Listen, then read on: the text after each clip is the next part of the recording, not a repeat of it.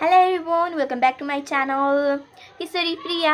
आज चाहिँ म हजुरहरूलाई सत्यवतीको बारेमा सुनाउन गइरहेकी छु।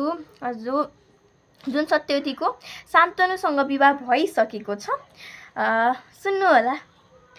चेदी नरेश बसुकी छोरी थिइन् सत्यवती। भनिन्छ सत्यवतीको जन्म माछाको पेटबाट भएको थियो। त्यसैले उनको शरीरबाट माछाको जस्तो कडा गन्ध आउँथ्यो र उनलाई मत्स्यगन्धा पनि भनिन्थ्यो।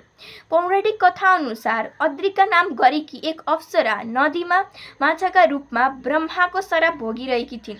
उनलाई सत्यवती र मत्स्य नामक एक छोरालाई जन्म दिएपछि शरापबाट मुक्त मिलेको थियो।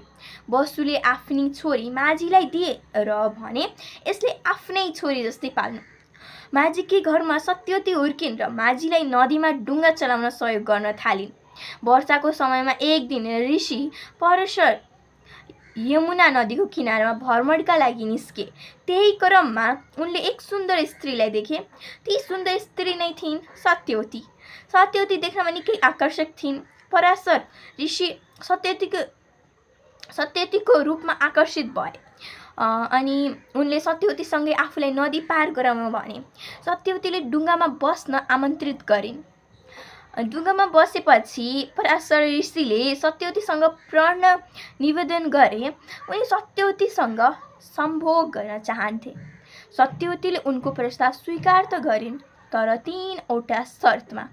पहिलो शर्त थियो उनीहरूले सम्भोग गरेको कुनै पनि जीवले देख्न नपाउन्। यो शर्त पराशरले स्वीकार गरे र आफ्नो दैवीय शक्तिद्वारा एउटा दीप निर्माण गरे जहाँ घना कुहिरो लागेको थियो। कुहिरोभित्र कसैले पनि देख्न सक्दैनथ्यो। सत्यवती दोस्रो शर्त राखिन्, उनको शरीरबाट आउने माछाको गन्धको स्थानमा फूलको सुगन्ध आओस्। पराशरको योग बलका कारण सत्यवतीको यो शर्त पनि पूरा भयो।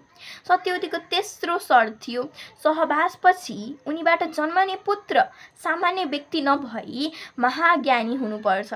पराशरले यो शर्त पनि पूरा गरे।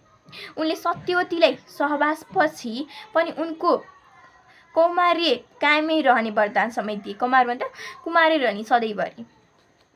त्यसपछि उनीहरू बीच कुहिरोले भरिएको दीपमा सम्भोग कायम भयो। समय आएपछि सत्यवतीले बच्चा पाइन्। बच्चा कालो रङको थियो। कालो रङ र दीपमा जन्मेका कारण बच्चाको नाम कृष्ण द्वैपायन रह्यो। एक दिन बच्चाले भने माता यदि आवश्यकता पर्यो भने मेरो याद गर्नुहोला। आमाको आज्ञा लिएर बच्चा वनतिर लागे। त्यो बच्चा पछि गएर वेदव्यास बने। त्यसपछि के भयो? त्यसपछि सत्यवतीले शान्तनुसँग विवाह गरिन्। त्यसपछि नै सत्यवतीले शान्तनुसँग विवाह गरेकी हुन्। त्यो मैले पहिले बताइसकेकी छु सत्यवती र शान्तनुको बारेमा। वेदव्यासजी जसले वेदको रचना गर्नुभयो, उहाँ सत्यवतीको कोखबाट जन्मनु भएको थियो। उहाँको चर्चा म पछि गर्छु। आजलाई यति नै।